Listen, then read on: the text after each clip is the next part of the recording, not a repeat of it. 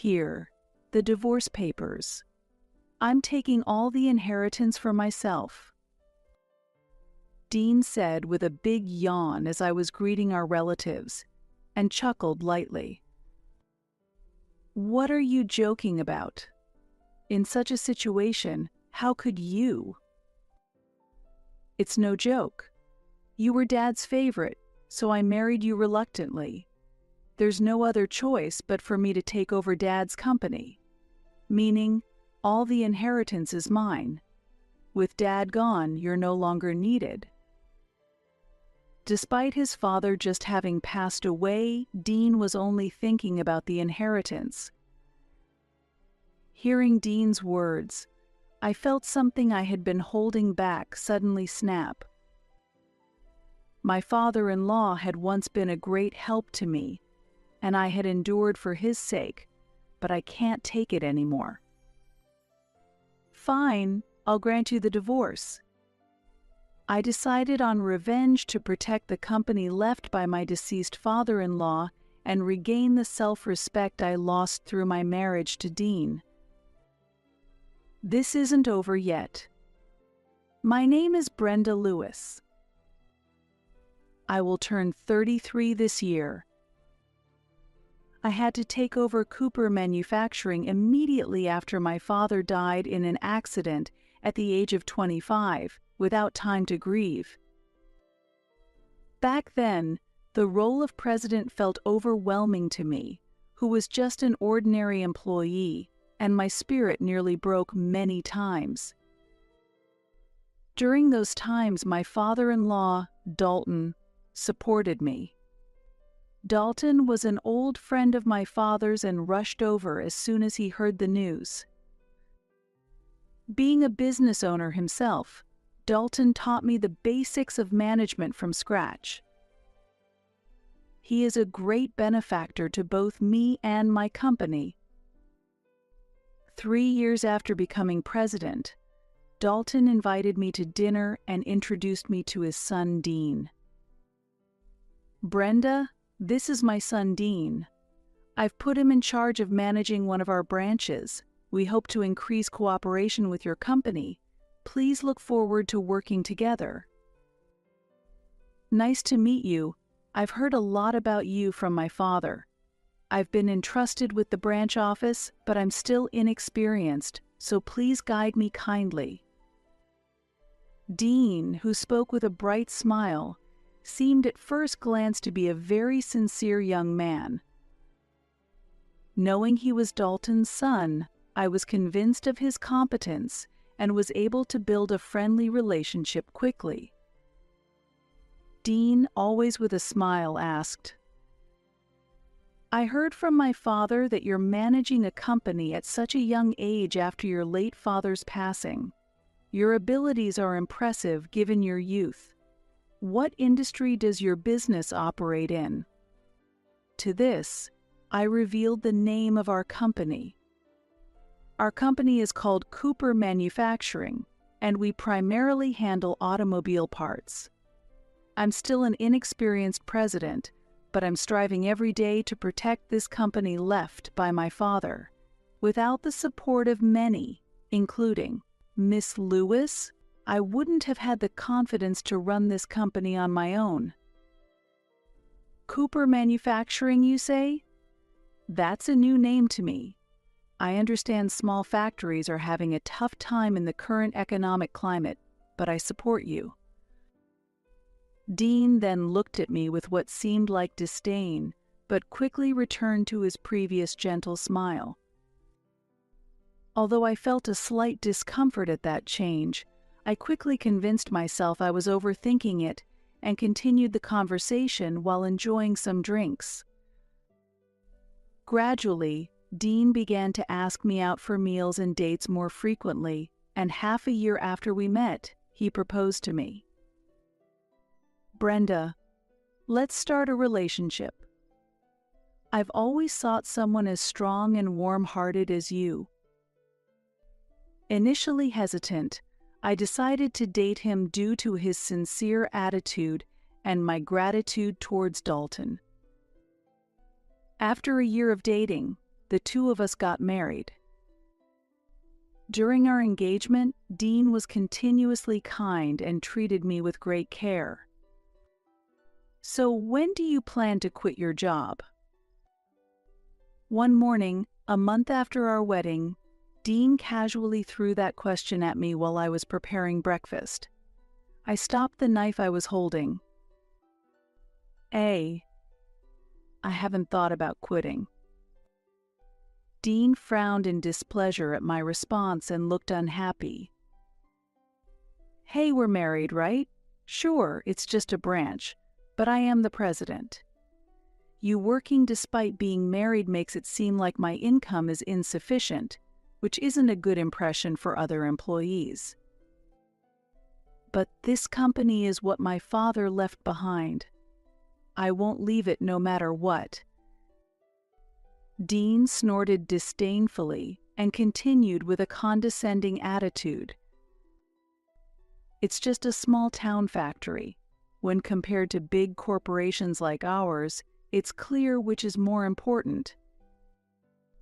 I realized then that the discomfort I felt when we first met was because Dean looked down on the company my father had left as merely a small-town factory. Dean, that's not the right way to speak. My company has important business partners and staff. I can't just quit. Business partners and staff? That's nothing significant. Isn't it obvious that your company doesn't even compare to one of our branches? I was at a loss for words at his remark. Dean clearly didn't understand the responsibility of running a company, regardless of its size. I took a deep breath and tried to address the situation calmly. Dean, the value of a company isn't just in its size. Even if it's small, it has its significance. My company, too. I get it. It's important to you. But face reality. It's unimaginable that a company run by someone as inexperienced as you could survive. After throwing those words at me, Dean glanced at me with contempt. His attitude was so shocking that it went beyond anger. My father was a warm-hearted president who cherished his employees. I always admired my father for that. But Dean insulted my father. Struggling to contain my trembling anger, I barely managed to respond. Dean, our companies may differ in size, but our employees and partners are important too. It's wrong to belittle them like that, and please stop looking down on my company as just a small-town factory. So what? It's just a local business, right? Our company handles various products, including automobiles and appliances. The difference in scale is clear. This is why it's troublesome with beginners. Really, it's disheartening. I'll have breakfast outside. Sighing, Dean left for work without waiting for a reply. Left alone. I could only stand there. And then, the tears I had been holding back began to overflow. Wiping my tears, I cleaned up the breakfast dishes with a feeling of frustration. Frustration, sadness, and my disappointment and revulsion towards Dean muddled my emotions. That evening, when I returned home exhausted, unexpectedly, Dean was already back. As I opened the front door, the aroma of delicious cooking filled the house. "I'm home," I said quietly. In response to my words, Dean peeked out from the kitchen. "Welcome back, Brenda." His voice was warmer than it had been in the morning. As I stood there puzzled, Dean began to speak. "I'm sorry about this morning. I was stressed from work and took it out on you. I shouldn't have directed it at you," he apologized to me. The sight of him apologizing gradually dissolved the anger in my heart. As a gesture of reconciliation, I tried to prepare dinner. I'm not confident about the taste, though, Dean said with a bashful smile. His words made me smile involuntarily. Thank you, I really appreciate it, I expressed my gratitude. We sat down at the table together and began eating the meal Dean had prepared. While the food wasn't gourmet, his effort made it strangely delicious. It's good. Thank you, Dean, I murmured softly. Dean smiled satisfactorily at that. With this, our argument seemed to have ended, but afterwards, there was a noticeable change in Dean's behavior. For a time, he regained his former kindness, but gradually he became colder towards me and his disparaging remarks about my company increased. A year into our marriage, his behavior resembled that of a tyrannical ruler. When I came home late from work, he greeted me sarcastically while lying on the sofa. Finally home, huh, Madam President? What time do you think it is? I'm sorry, I was held up by an unexpected meeting. I'll prepare dinner right away. I said this almost apologetically and hurried to the kitchen. Watching me, Dean scoffed derisively. A meeting? Huh? Were you really working overtime? Is the president of a small-town factory that busy? I didn't respond to his words and silently started cooking. The relationship between us continued to deteriorate. Dean, disliking mere formal apologies, appeared before me without hiding his anger, saying coldly, "Brenda, do you understand how you're managing to live like this? You're acting like you're just the president of some small-town factory." I internally resisted, but dealing with his company was crucial for mine. I gave up on arguing, but it wasn't that I felt nothing. Struggling to contain my anger, I responded with a trembling voice. I live thanks to your support. I appreciate it. This response irritated Dean, and he became even more aggressive. If you're thankful, show it. Or apologize from the bottom of your heart, and I'll forgive you. I bit my lip hard to suppress my anger. What's the matter? Can't you do it? If you can't, I don't mind terminating our contract with your company. I can crush your company any time. If there's no apology, I'll suspend our transactions. As he said this with a sneer, I felt disgusted but decided to protect my company. Though I tried to apologize, my pride wouldn't allow it, and I hesitated. What are you doing? Hurry up. Pushed by his urging, I finally pleaded. Please continue doing business with us. I beg you. Seeing me beg so desperately, Dean laughed smugly. Hack, pathetic. To think such a person is a president. His attitude and his contemptuous words made me feel frustrated, but I had no choice but to yield to his threat to stop the transactions. I quietly endured the situation.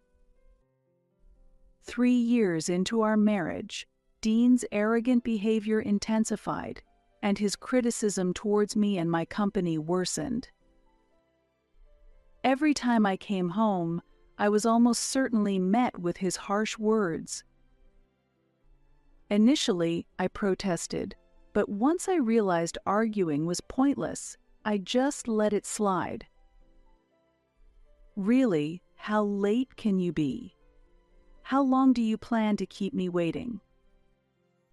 He would greet me angrily, and then continue to complain at length about me and my company. You say you've been working late recently, but is your company about to go under? Don't worry, if it fails, I'll hire you after it's ruined. I'll spread the rumor that an incompetent woman destroyed her company. Sneering as he said this, I felt resentment towards him but knew arguing was futile, so I remained silent. Perhaps dissatisfied with my attitude, Dean's anger only grew, and he kept complaining to me. You really lack the awareness of being a president. A president is supposed to be the leader of the company, yet you can't do anything beyond your job and taking care of me. If it weren't for me, you couldn't do anything at all, so try harder to please me. With that final accusation, he cheerfully headed to the bedroom. Feeling both anger and emptiness from Dean's attitude, I quietly cleaned up. I was utterly exhausted by such daily routines, and living with Dean had become a torment. Still, I dreamed of the day I could turn the tables on him, and for now I could only endure. That day became unforgettable. I received a call that Dalton, my father-in-law, had fallen ill. When I rushed to the hospital, I found out he was unconscious and in critical condition. As I stepped into the hospital room, Dean stood there looking lost. I approached slowly and gently took Dalton's hand.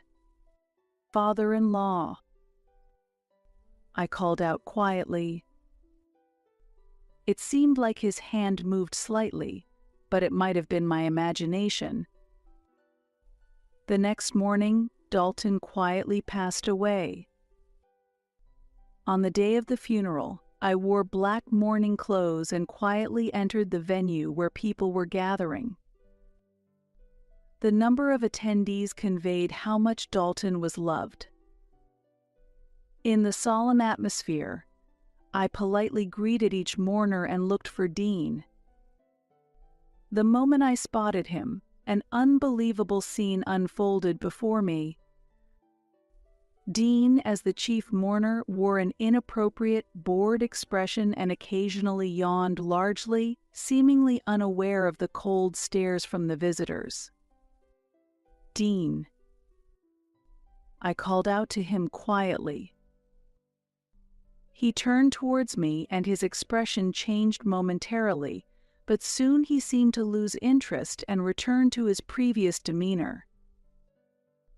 I took a deep breath and vowed to remain calm.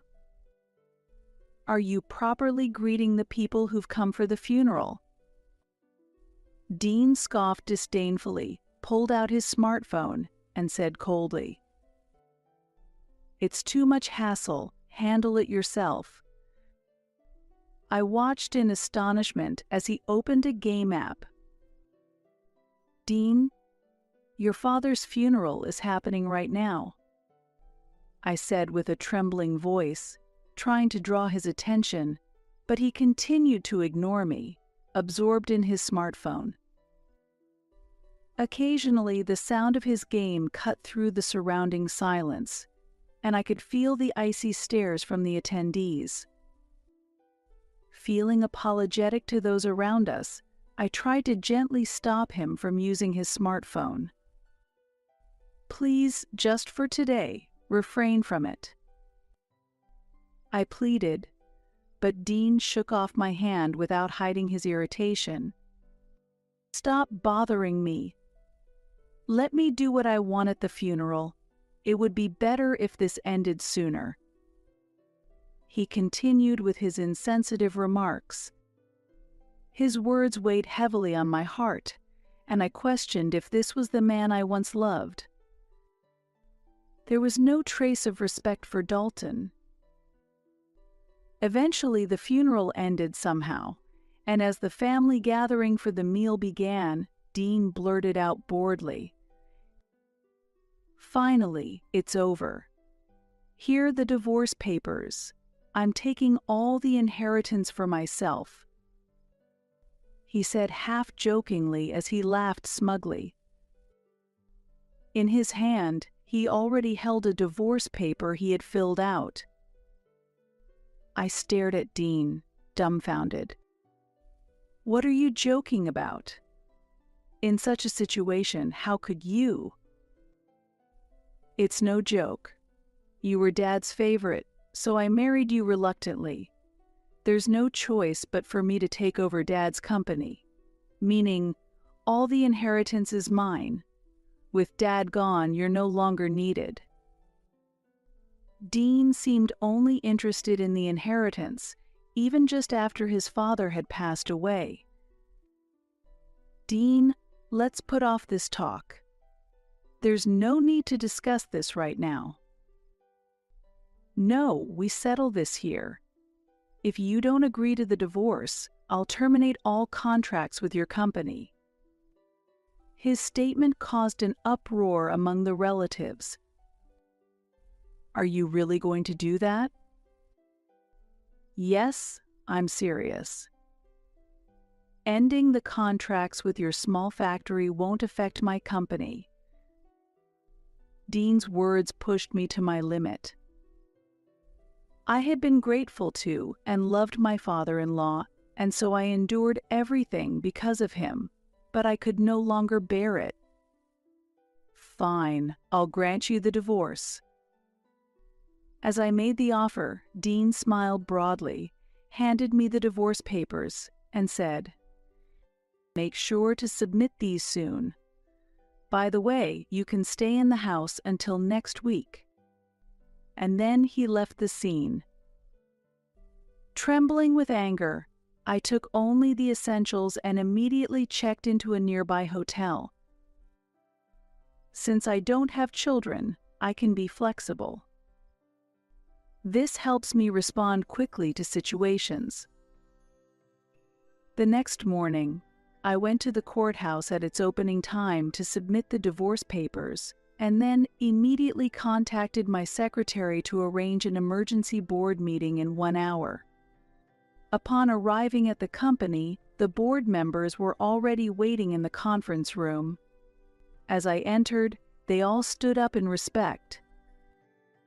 Once I took my seat, they sat down as well. I apologize for the urgency, but there is an important decision that needs to be shared. I began, and someone audibly swallowed in nervousness. Some may already be aware of yesterday's events. I continued calmly. Effective today, we will cease all dealings with Lewis Precision Engineering. Please review the contracts to ensure there are no penalties for breach. Voices of surprise filled the meeting room. Lewis Precision Engineering had been a valuable partner to our enterprise, but it was also led by Dean. After all discussions were concluded and the board members had left the room, I walked over to the window and took a deep breath. Looking out, I firmed up my new decision. Let's take action. I called my secretary and issued the necessary instructions. Prepare a notice ending our dealings with Lewis Precision Engineering and inform my ex-husband as well. Set up a meeting at 3 p.m. After my secretary nodded and left, I looked out the window again and murmured, "Are you ready? This is just the beginning."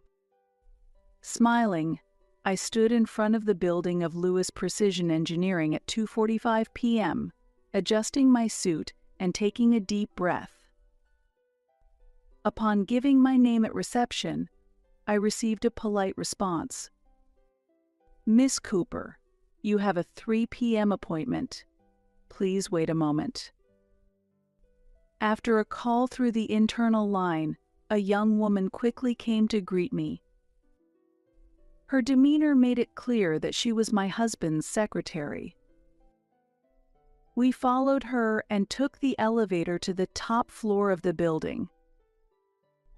My heart rate increased slightly, but I made an effort to maintain a calm expression. After arriving, the secretary led the way and stopped in front of a large door, giving a light knock. When the door opened, there was Dean, seated in a large chair within the spacious office. "What do you want? Is the divorce finalized? Or did you come to ask for money? A woman running a small-town factory must have too much free time on her hands." His voice was dripping with his usual arrogance. Since we had no financial arrangements when we parted, he seemed to misunderstand that I had come to demand something. I quietly took a seat and, after calming myself, continued speaking. "It's been a while, President Lewis. I am here to discuss business matters." What's with the cold attitude? He could hardly hide his irritation. Smiling slightly, I slowly took a document out of my bag and said, "I have come to deliver this. As of today, we will be terminating our business dealings with your company." As I spoke calmly, Dean's face changed color, and he froze momentarily. However, his laughter soon filled the room. "You're joking, right? Your company is cutting off business with us? It's just a small-town factory, isn't it?" Dean still seemed unable to grasp the reality. In fact, Lewis Precision Engineering's business with Cooper Manufacturing accounts for 40% of your revenue. This will significantly impact your company. He looked back at me in astonishment. "You're lying. I thought Cooper Manufacturing was just a small-town factory." "You didn't know at all, did you? Cooper Manufacturing actually employs 9,000 people and has an annual revenue of $1 billion. That's absurd." Just as he was about to say something, his secretary discreetly conveyed something to him. At that moment, Dean's complexion changed drastically and turned pale. As I thought about the significant impact our business termination would have on his company, a smile couldn't help but spill across my face. But I never heard such a thing from you. You just assumed when you heard the company name. I simply followed through on what you said. Ending business with Cooper Manufacturing won't affect my company was what you said, right? I repeated his words calmly, highlighting how crucial they had been for the survival of his company. This break could mean the end of his company. He seemed to realize this as his face grew even paler. "Wait a minute. I just misunderstood Cooper Manufacturing as a mere small-town factory. Besides, if you're making so much, why do you always wear such simple clothes? You're joking, right, Brenda?" Dean, previously full of confidence, now pleaded weakly.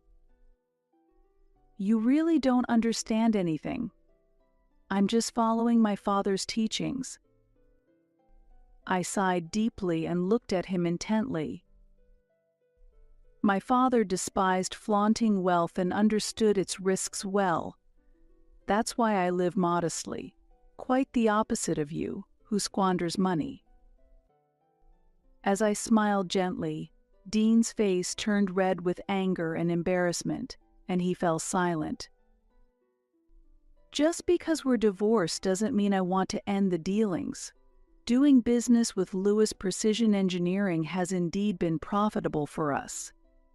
However, recent issues with quality and delays in delivery. I paused mid-sentence and looked directly at Dean. "And the main reason is your moral failings.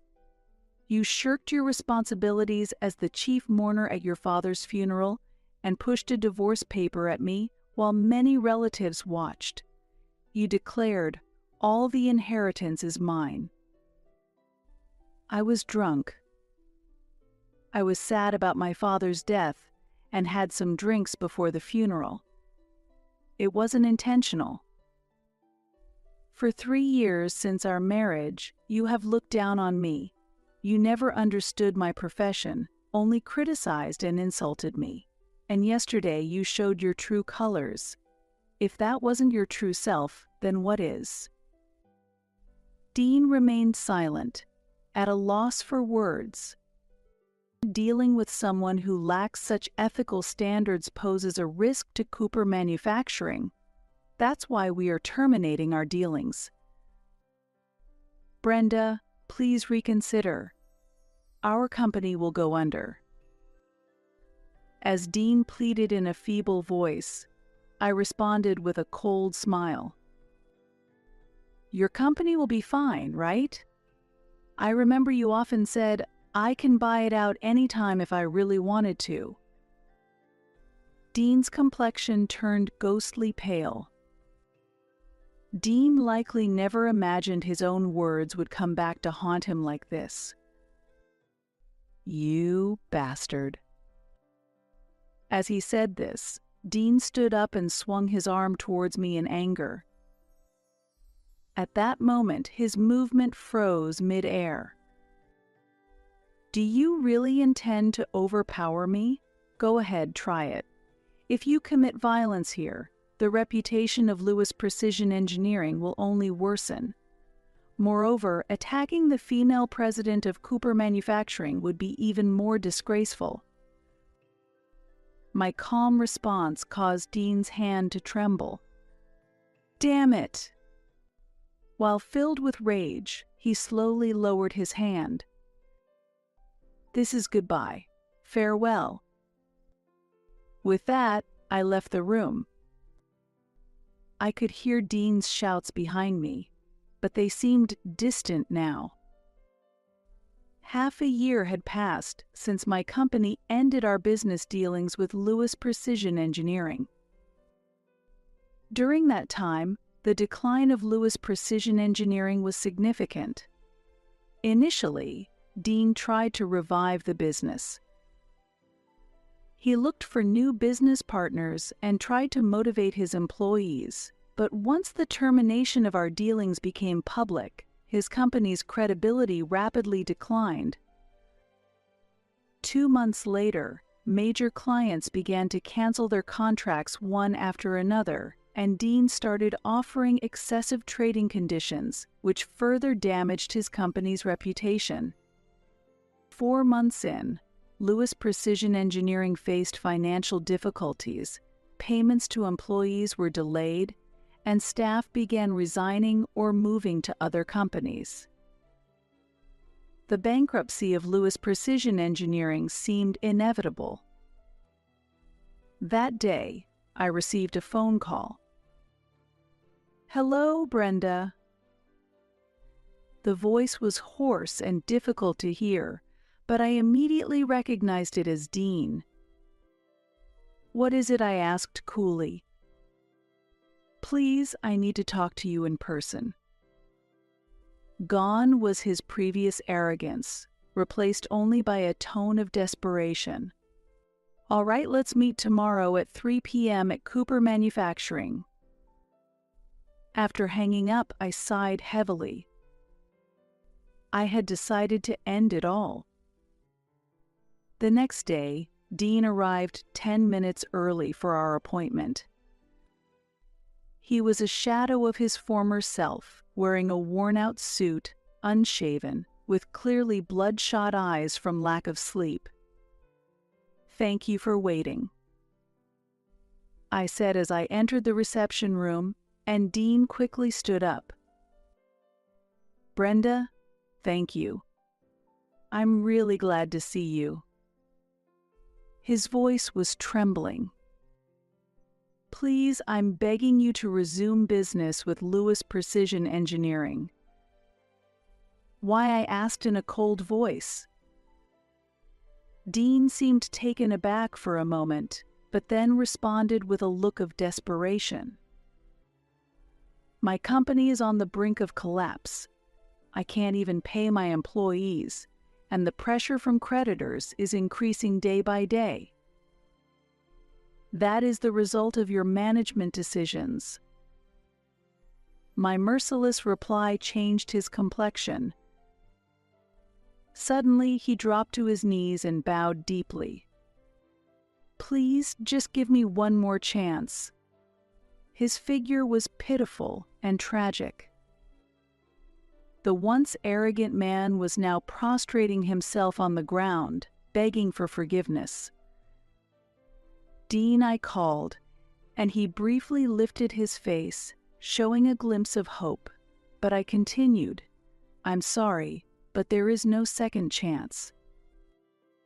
My cold words froze him. I could see his eyes shift from hope to despair. But Brenda Dean tried to continue with a trembling voice, but I cut him off. Enough. You belittled me for 3 years. Even on the day of your father's funeral, you trampled on my feelings. There is no room for sympathy for someone like you. Dean once again lowered his forehead to the floor, pleading as if seeking pity. I have already apologized for that. Please. This isn't for the sake of the company, not for me, but genuinely for the employees. My resolve was firm, knowing that such apologies, while necessary, did not erase the consequences of his actions or the underlying attitudes that led to them. This was about more than just business, it was about respect and consequences. For the employees, if you had truly put them first, it wouldn't have come to this. This is the result of prioritizing your own protection. Dean's shoulders trembled, and he continued in a tearful voice. Please, don't abandon me. In response to Dean's plea, I calmly noted the time. It's time now. President Lewis, please leave for today. At that, the secretary entered the room. She took Dean by the hand and gently wiped his tear-streaked face as she led him out. Around noon, I went down to the lobby, where Dean was still standing. He looked at me, seemingly about to say something, but his opportunity was interrupted by the sudden appearance of a third party. President, may I have a moment of your time? The person asked quietly. Hearing that voice, Dean dropped to his knees in shock. What's happening? Morgan, why are you here? The employee called Morgan glanced at Dean briefly, but then returned his focus to me. President, may I have a little of your time? No problem. Let's discuss this in the conference room. I answered, moving forward before Dean could say anything.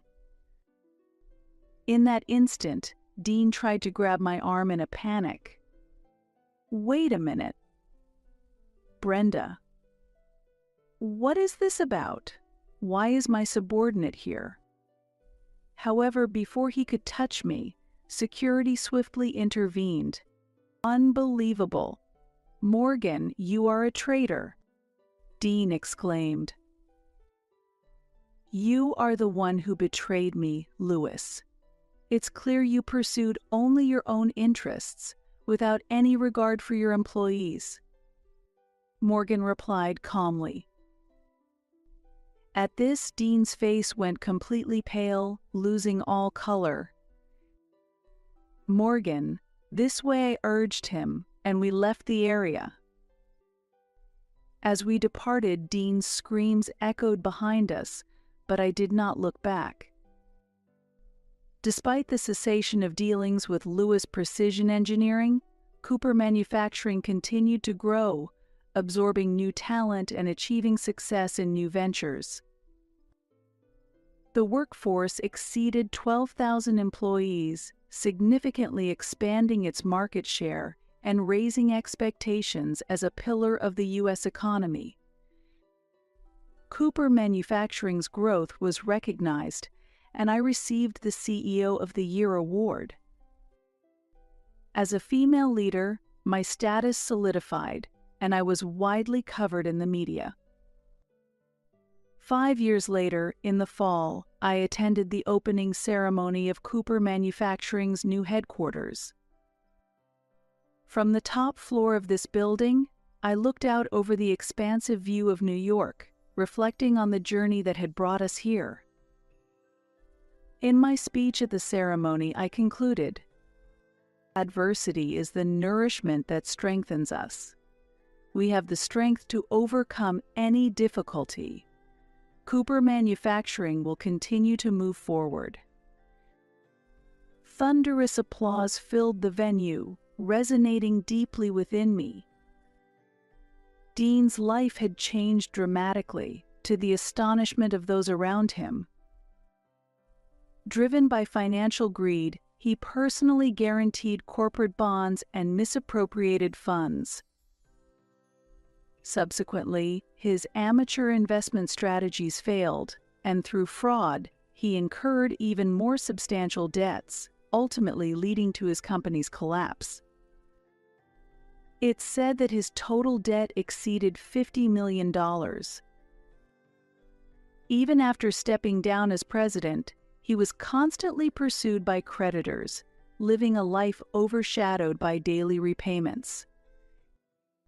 He filed for bankruptcy, hoping for debt forgiveness, but his extravagance backfired, and he was forced to continue repayments. His payments were often delayed, and the debt grew even larger due to interest. Whether he can repay all his debts during his lifetime is unpredictable. One day, I accidentally saw him working as a part-time employee at a local supermarket. He looked much older than when I last saw him, with thinning hair and a vacant stare, a stark contrast to the man he once was. Next to a magazine headline reading Cooper Manufacturing President, among the top 10 in annual income, he silently stocked shelves. Seeing him, I felt a mix of emotions. The man who once looked down on me was now in such a predicament. I looked away and quietly left the scene. My private life began with meeting a very attractive man 3 years ago. This meeting culminated in our marriage at the end of last year. He is supportive of my career path, strongly backing my professional choices. We have built a beautiful relationship where we support each other and grow together. Currently, we are enjoying the joy of expecting a new life. Next spring, I am due to embrace a new role as a mother, which will be a significant turning point for me. Although my concerns about maintaining a balance between work and home life are not entirely resolved, I am confident that with the support of family, friends, and colleagues, I will be able to overcome these challenges. I am very much looking forward to seeing how much I have grown by this time next year. I am committed to working hard towards the ideals I aspire to and forging a fulfilling future for myself. Against the grand backdrop of New York, I quietly smile. My expression is brimming with a sense of accomplishment and hope. I close my eyes gently and speak to my late father in my heart. Dad, the vision you once had for the company, I have made it a reality.